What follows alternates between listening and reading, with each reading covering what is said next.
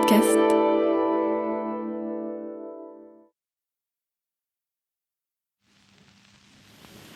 Et alors une question se pose.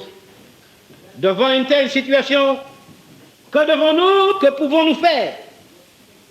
Que de graves responsabilités pèsent sur nos épaules. Notre rôle est d'annoncer l'avenue et de préparer l'avenue de celui qui détient la réponse, le peuple, nos peuples, libérés de leurs entraves, nos peuples et leur génie créateur, enfin débarrassés de ce qui le contrarie, le stérilise. Nous sommes aujourd'hui à un moment très grave de l'histoire. Nous sommes dans le chaos culturel. Notre rôle est de dire, libérer le démiurge qui seul peut organiser ce chaos en une synthèse nouvelle, une synthèse qui sera réconciliation et dépassement de l'ancien et du nouveau. Nous sommes là pour dire et pour réclamer, donner la parole au peuple noir, laisser entrer les peuples noirs sur la grande scène de l'histoire.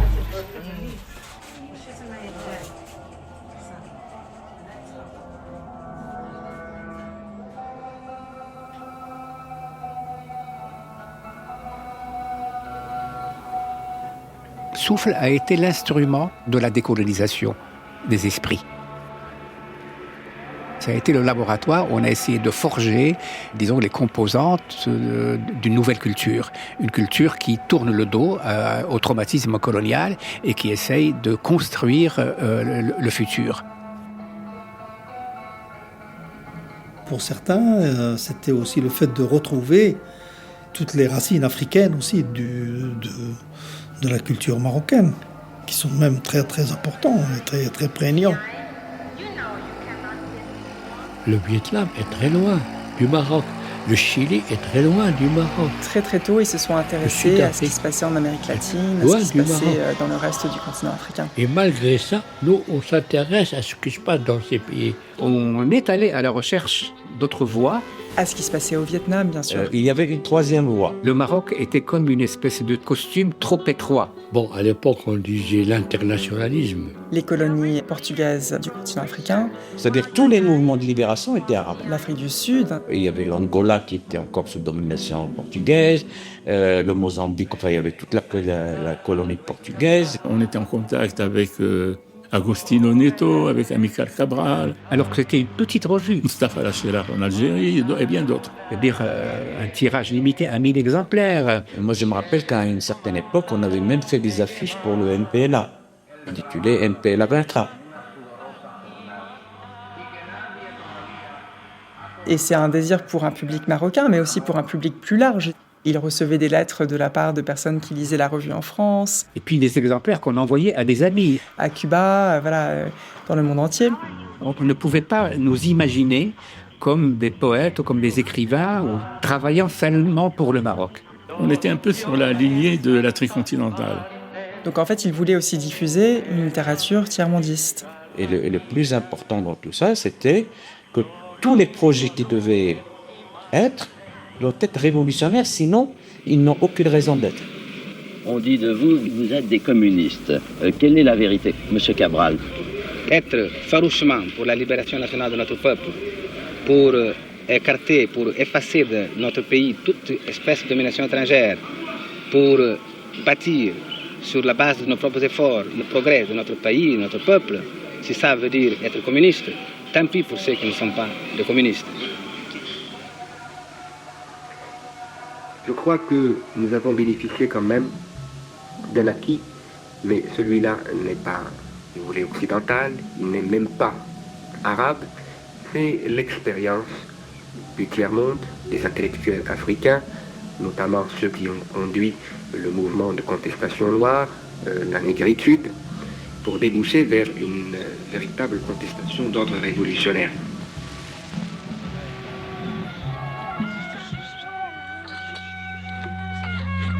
Il devient de plus en plus clair que notre époque se trouve caractérisée par la confrontation entre les forces populaires des pays sous-développés et l'impérialisme.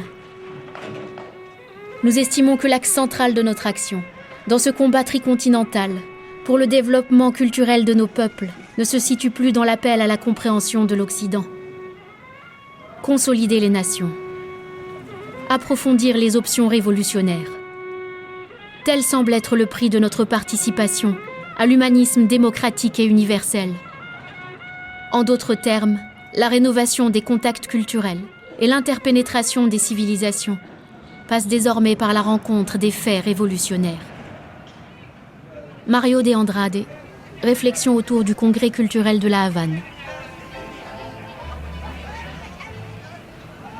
Et puis ça débouche après sur la mise en cause de la francophonie. Nous et la francophonie, il y a un très bel article dans Souffle là-dessus. La francophonie, finalement, c'est une espèce de clientélisme où la France retrouve un petit peu quelque chose de son empire colonial antérieur sous une forme, disons, dite culturelle, mais qui a des soubassements aussi économiques.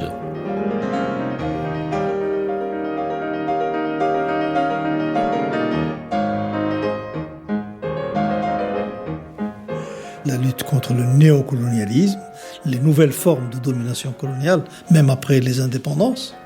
Parce que, bon, il y avait une dépendance aussi encore aux pays qui étaient dominants à l'époque.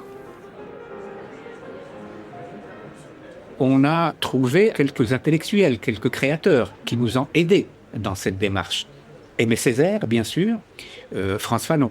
Psychiatre martiniquais qui a choisi de rejoindre le FLN, donc il a choisi de rejoindre le combat anticolonial algérien contre la France. Son travail a été vraiment très très important pour réfléchir à qu'est-ce que c'est que le colonialisme, bien sûr, mais surtout qu'est-ce que c'est que la décolonisation. Et de réfléchir à la décolonisation comme un processus et pas comme un événement.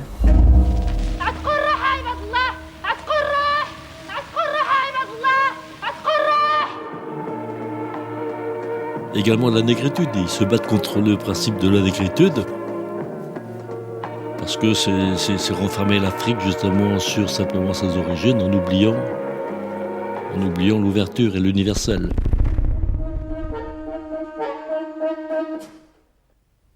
Et la question suivante se pose d'elle-même. Que peut signifier, en 1966, le concept de la négritude, support idéologique de ce festival? Le nègre existe-t-il encore? En sommes-nous toujours à la nécessité de racialiser la pensée? Car la négritude n'a été rien d'autre qu'une réaction raciale violente du monde négro-africain et de la diaspora nègre en face de la monstrueuse et inhumaine entreprise de déculturation et d'assimilation. Ne pas reconnaître que prôner la négritude, c'est confronter des pièces et comparer des sarcophages, revient à vivre en dehors de son époque et trahir l'avenir de l'Afrique. Abdallah Stouki, le Festival mondial des arts nègres ou les nostalgiques de la négritude. On était sur l'offensive partout, contre l'impérialisme, pour la libération nationale, pour le socialisme. On était dans un mouvement ascendant. C'est pour ça qu'il y a eu cette tendance à faire vite. Parce que pour nous, la révolution, c'est demain. La révolution, c'est demain.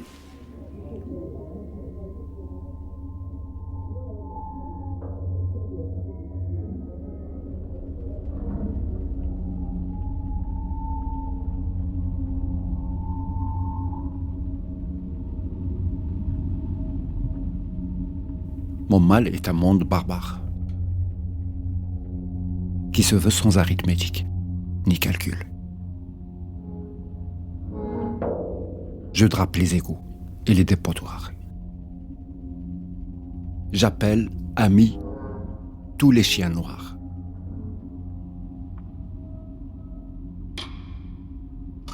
Mon usine est sans robot. Mes machines sont en grève. Les vagues de mon océan parlent. Un langage qui n'est pas le vôtre.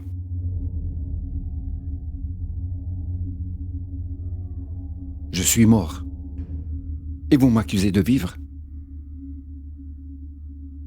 Je fume des cigarettes de second ordre et vous m'accusez de brûler des fermes féodales. Écoutez. Écoutez-moi.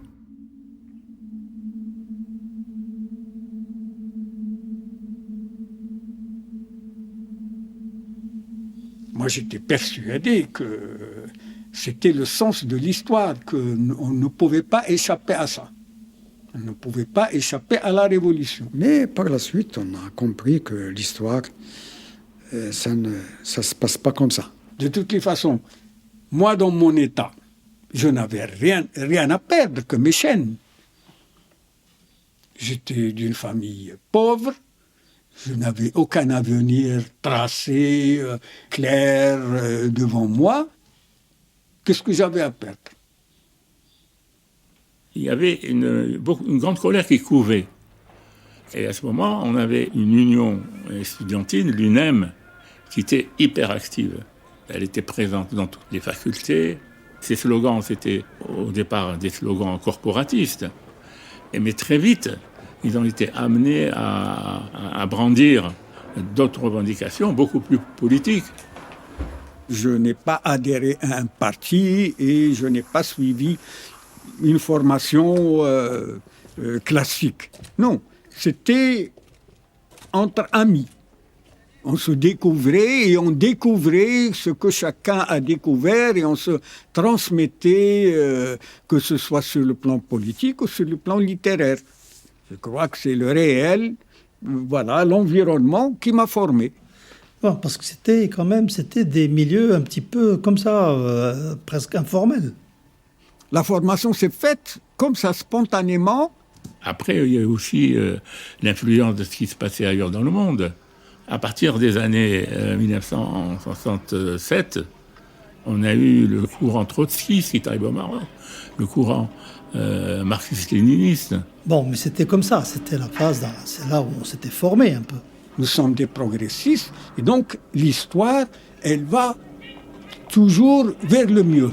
C'était une véritable révolution au niveau de la perception même de la société. Parce qu'on a entendu parler de Marx. Adopter des analyses en partant de la division de la société en classes, etc. Donc c'était un pas très très important au niveau de la perception de la société, au niveau de l'analyse. On est dans le sens de l'histoire. Voilà. Les étudiants qui avant restaient cantonnés dans les campus commencent à sortir dans la rue. C'est-à-dire que ce qui importe, c'est la capacité à pouvoir être en mesure d'avoir des analyses qui se rapprochent le plus, disons, du réel, en quelque sorte. Parce que, des fois, bon,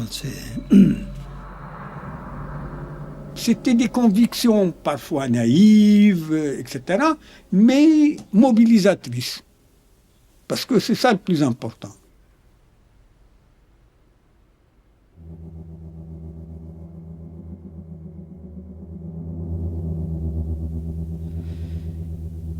Alors, je parlais de ce jeune homme qui est encore né. Jeune homme, c'est un être qui s'enferme résolument dans un rêve, dans une suite de rêves, disons.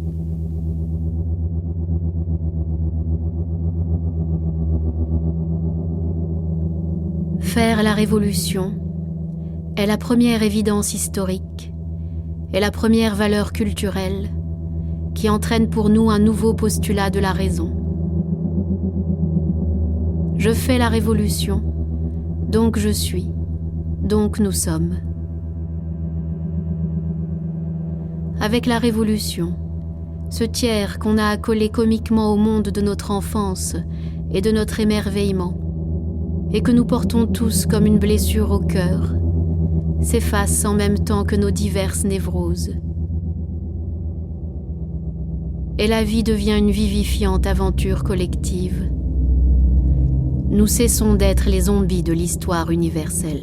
Il y a quelques instants, les sirènes d'alerte ont retenti dans toutes les villes israéliennes.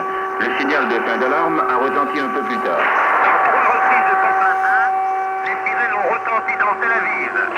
Les décorateurs signalaient l'approche d'appareils ennemis. La radio du Caire a interrompu cette émission en annonçant qu'Israël avait attaqué la République Une action militaire égyptienne dont le caractère n'est pas encore indiqué est à l'origine de cette alerte. Les forces égyptiennes résistent à l'ennemi. Le front syrien, le front jordanien et le plus important, le front égyptien. Toute la frontière séparant la Jordanie et Israël s'est embrasée. Des combats au sol ont lieu, la vieille ville de Jérusalem est incendiée. Dans les rues, les Égyptiens manifestaient bruyamment leur joie. Pour eux, la guerre est la bienvenue, une seule issue est possible, la victoire. La radio diffuse sans arrêt, vous l'avez entendu, de la musique militaire, et régulièrement, les speakers interviennent pour galvaniser la volonté guerrière des Arabes. Des phrases comme « Nous donnons à Israël la leçon de la mort » ou bien « Débarrassons la Palestine des sales bandes sionistes ». Le jour de la libération a sonné, proclame Radio Damas. La guerre que tout le monde ici attendait à éclater. Ici, en gros, en rouge, c'est « Bienvenue au combat ». On finira chacun par la dernière goutte de sang, ou plus par la dernière cartouche. L'extrême mobilité des forces israéliennes et l'effet de surprise ont été décisifs. En 60 heures de guerre, Israël a détruit le potentiel militaire de ses ennemis les plus dangereux.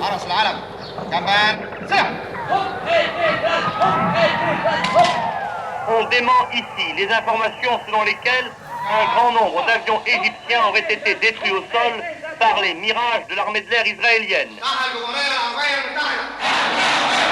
C'est la défaite. La défaite des pays arabes. Ce qu'on appelle l'Anaksa. L'humiliation pour les Arabes de la guerre des 6 jours. Avec la présidence de l'Égypte. La défaite des armées arabes face à l'armée israélienne. En 5 jours.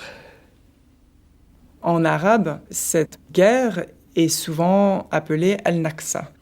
C'est le moment où, au Maroc comme ailleurs, on a découvert le problème palestinien. 67 a changé les gens. On savait qu'il existait, mais de manière floue. Comme maintenant, ce qui se passe a changé les gens.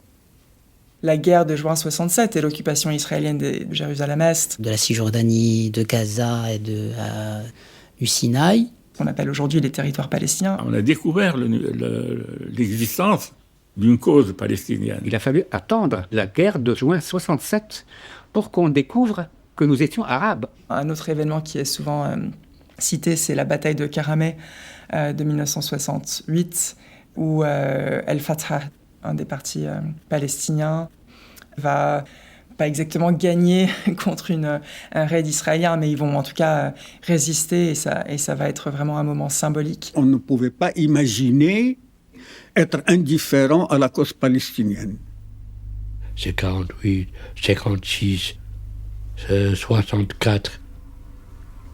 Les massacres ne sont jamais arrêtés là-bas. Jamais depuis 48. La préoccupation de la Palestine est constante chez nous. Mais c'est vraiment l'émergence de la question palestinienne sur la scène internationale à ce moment-là qui va ouvrir les yeux sur la nécessité de la révolution.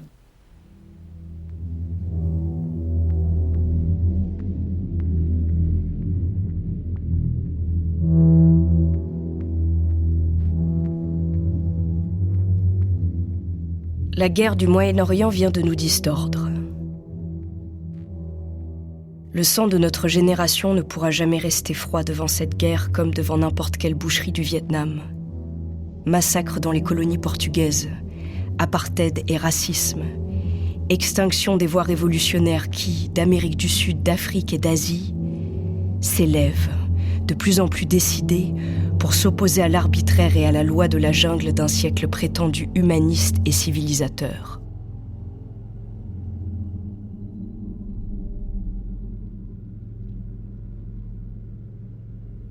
Et donc, 1967, c'est la défaite des régimes panarabes.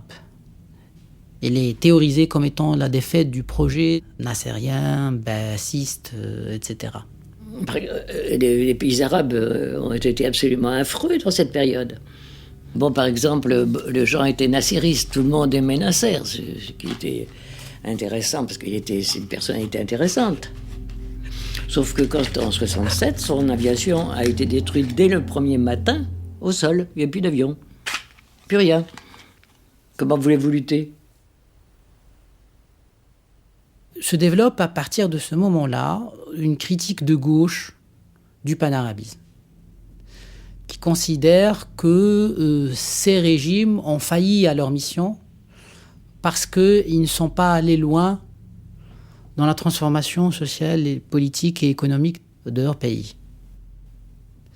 Et parce que leur base de classe, en fait, leur idéologie et leur projet social, c'est en fait le projet de la petite bourgeoisie arabe. Non, ça, ils se sont débrouillés comme des manches aussi. Donc il y avait une dénonciation, enfin on essayait d'être objectif, quoi. Ce qui ne change rien aux heures des Palestiniens, bien entendu.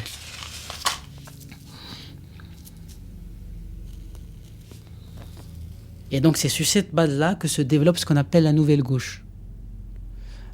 C'est des scissions ou bien des évolutions à l'intérieur du mouvement panarabe, dans certains cas aussi du mouvement communiste. Développement de d'une nouvelle offre politique, qui est ce qu'on appelle Al-Yasar al-Jadid, la nouvelle gauche. Et donc la direction de Souffle a souhaité à ce moment préparer un numéro spécial sur la Palestine.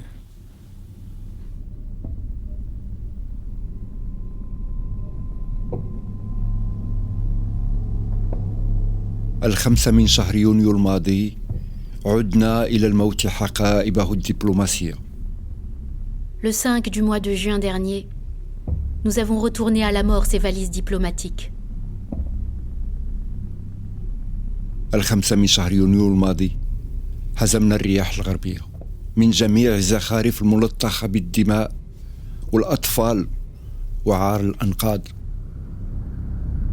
Le 5 du mois de juin dernier, nous avons démuni le vent occidental de toutes les décorations entachées du sang, des enfants et de la honte des décombres. الخمسة من شهر يونيو الماضي طارت جميع الإعدامات إلى مقر الأمم المتحدة واستثمروا في جلسة استثنائية. Le 5 du mois de juin dernier, tous les exécutés se sont envolés au siège de l'ONU et ont investi sa séance extraordinaire. الخمسة من شهر يونيو الماضي كل وجوه الأرض تم الكشف عنها لنا. Le 5 du mois de juin dernier, toutes les faces de la terre se sont révélées à nous. الخمسة من شهر يونيو الماضي دول الرياح الغربية فقدت إلى الأبد آبار النفط العربي. Le 5 du mois de juin dernier, les pays du vent occidental ont perdu à jamais les puits du pétrole arabe. الخمسة من شهر يونيو الماضي لا أبكي ولا أضحك. القارئ يتذكر أو لا يتذكر ماذا قلت لنا مرات عديدة في مجالس القدامى. Le 5 du mois de juin dernier, je ne pleure pas, je ne ris pas. Le lecteur se souvient ou ne se souvient pas de ce que nous avons compté plusieurs fois dans les anciens diwan. ولكن لكي يفهم الجميع ما قلته أكرر. الخمسة من شهر يونيو الماضي رجعنا إلى العالم. Mais pour que tout le monde comprenne ce que j'ai dit, je le répète. Le 5 juin dernier, nous sommes revenus au monde.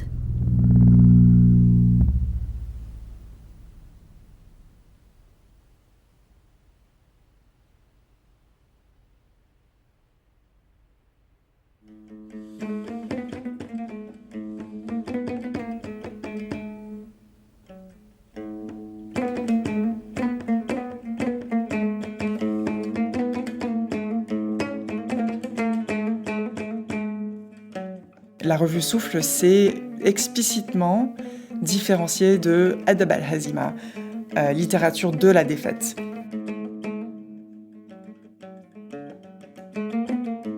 Ils ne voulaient pas contribuer à ce qu'ils appellent les jérémiades défaitistes, de nostalgie pour le passé glorieux des Arabes. Non, c'est pas du tout ça qui les intéresse. En fait, eux, ils s'intéressent à une critique anticoloniale. Pourquoi c'est important ? Parce que cette nouvelle gauche a produit une littérature importante.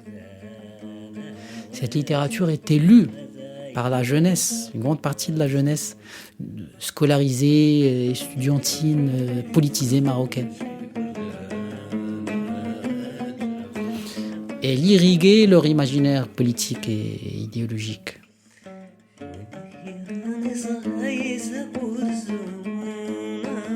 Quand on regarde ce numéro spécial Souffle, on va avoir toute une série d'affiches, de très belles affiches. Et la couverture de Souffle 15 représente un fedaï avec la kalachnikov, avec la koufeya, le foulard palestinien entre guillemets. Fedaï en arabe signifie celui qui se sacrifie. Donc les fedaïin, ce sont ceux qui se sacrifient pour la cause palestinienne. Enfin, c'est vraiment l'air, n'est-ce pas, une sorte de romantisme autour des combats anticolonialistes armés.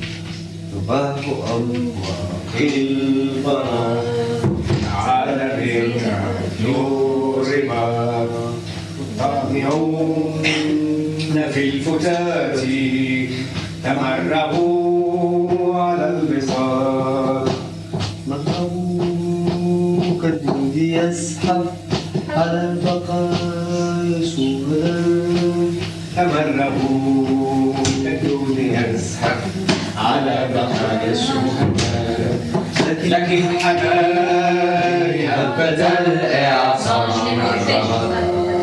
أشوف يوم تدوي سوف تلقى بين يوم كل طار سينزلي عهد الظلام ويبكي سبعة دماغ les mauvais jours.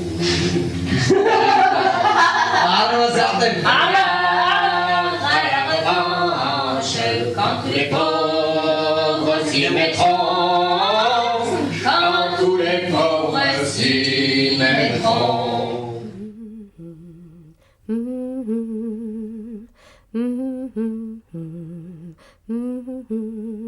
Qui suis-je? Est-ce que je me connais? Les autres sont entrés dans l'ère de l'électricité, du machinisme, de l'électron et de l'atome. Ils vont sur la Lune. Ils inaugurent une page nouvelle de la grande aventure de la création humaine. J'ai quelque peu avancé. Je me suis instruit quelque peu. Je possède un trésor vaste comme la mer et je foule une terre que traverse un pactole. J'ai tenté de quitter mon primitivisme agricole pour le monde de l'artisanat et de la machine. J'ai tenté de pénétrer le monde de l'esprit. Si je me prétends penseur, je dois me demander où je me trouve et dans quelles conditions. Quelle est la marge de mon influence et de mon action? De quel pouvoir je dispose? Quelles sont les valeurs que j'ai instituées ou défendues? La liberté. La vérité. L'amitié. La liberté de rechercher la liberté, la vérité et l'amitié. Ai-je défendu la pensée de tous les penseurs ou les miennes seules? Ai-je été poursuivi, jeté en prison, interrogé pour la juste cause de la pensée et du droit au dialogue des extrêmes, ou bien ai-je falsifié, nié toute autre pensée que la mienne? Et si je falsifie la pensée des autres dans ma propre patrie?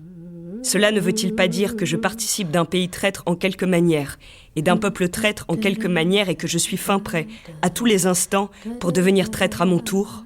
Et dès lors que j'ai trahi les autres, puis-je me sentir en sécurité? Et si je le puis, est-ce par la grâce de la vérité, ou par la grâce du peuple, ou par la grâce de l'épée? Par quels moyens ai-je soumis les autres? Le dialogue et l'argumentation, ou le poignard et le coup de feu? Et quelles sont mes prérogatives dans l'affaire? La force brutale ou l'esprit? Et sitôt que j'ai nié les autres, qu'ai-je pu affirmer? Quand j'ai parlé de destruction et de négation, ai-je pour autant représenté une réalité positive? Suis-je un spécimen de l'exilé, à qui la terre n'importe pas tant que le sentiment de l'exil? Suis-je un spécimen unique de tragédie? La terre ne m'est pas un havre, mais un lieu de passage. J'aime ceux qui m'accompagnent du fin fond du passé. Je déteste ceux qui viennent de l'avenir ou de l'inconnu. Je lutte pour obtenir ma liberté de circuler sur la terre, non pour obtenir la terre même. Ma patrie n'est pas ici et maintenant, mais bien plutôt cette éternité qui rejoint un passé indéfini.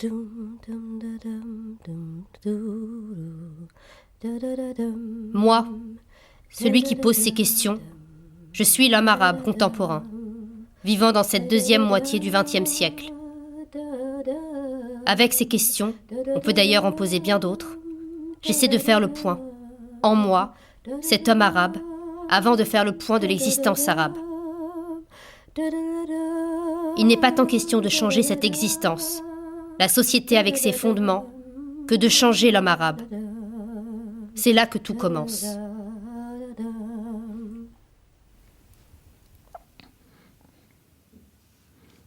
Ça, ils ont sauté de la contestation poétique à la contestation violente politique. Il fallait à un moment ou à un autre que je prenne au sérieux ce que je disais. Il y a eu une rupture. C'était la suite logique de ma révolte première. Mais on était un peu trop romantique, trop enthousiaste. À ce moment, tous les gens qui venaient des arts, d'une manière générale, nous ont quittés. Il ne voulait pas entrer dans la voie qu'à un moment ont suivi Abdelatif Labi et ses camarades, plus politiques, en prenant une action plus directe dans le concert marocain et dans l'opposition radicalisée de plus en plus. Quelques-uns parmi mes amis n'ont pas été d'accord. À un certain moment, ils s'en sont retirés de l'équipe rédactionnelle de la revue. Tous. Enfin, il n'est plus resté personne. Mais bon, à l'époque, disons, ça m'était difficile de le comprendre. Il y a une réelle continuité. Ils sont partis sans dispute, sans rien du tout. Un beau jour, ils ne sont plus venus. C'est comme si tu commences par parler d'abord dans le champ culturel et ensuite tu en tires des conclusions dans le domaine politique et c'est en parfaite cohérence, quoi. Il n'y a pas de culture neutre. C'est pas possible. Tout est politique. Tout est politique. Donc, autour de 67-68, effectivement, il y a un engagement de la part de Abdelatif Labi, de la part d'autres militants dans la revue. Je n'ai jamais eu à regretter, disons, cette radicalisation ou cet engagement.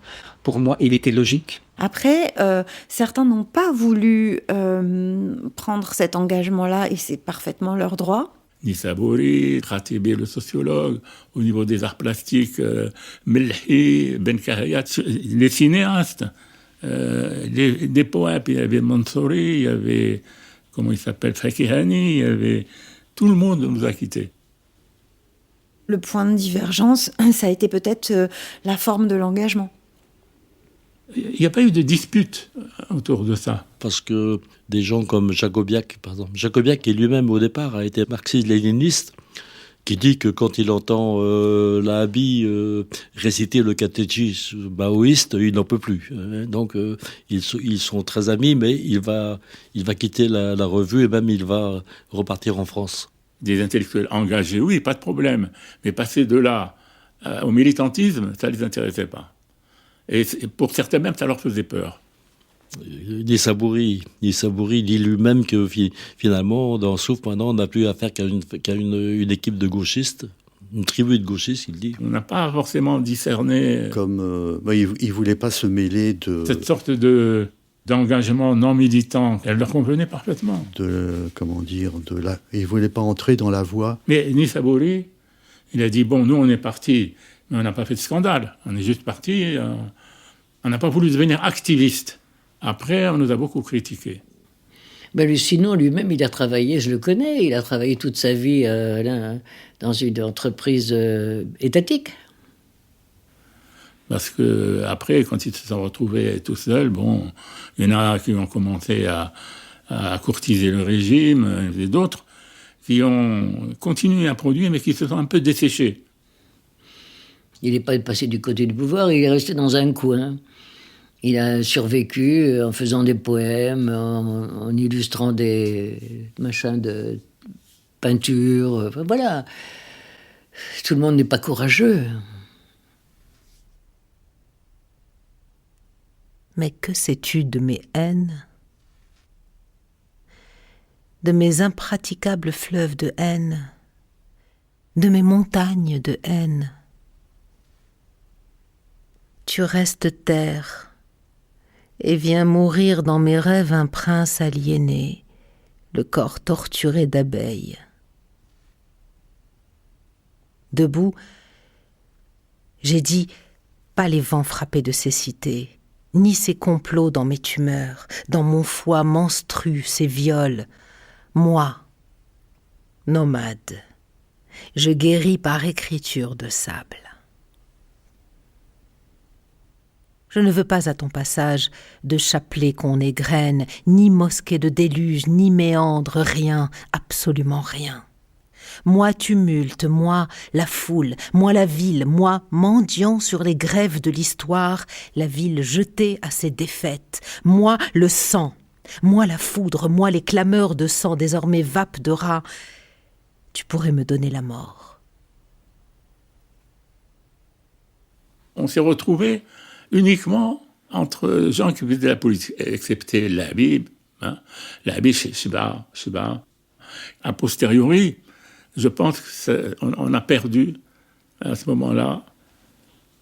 J'avais dit à Abdelatif, je souhaite que vous arriviez à vos fins, que s'installe la fantasmatique république socialiste au Maroc. Mais je me dis, méfie-toi, je lui disais, la première personne qu'on mettra en prison, c'est toi. Ou bien, tu ne seras plus poète.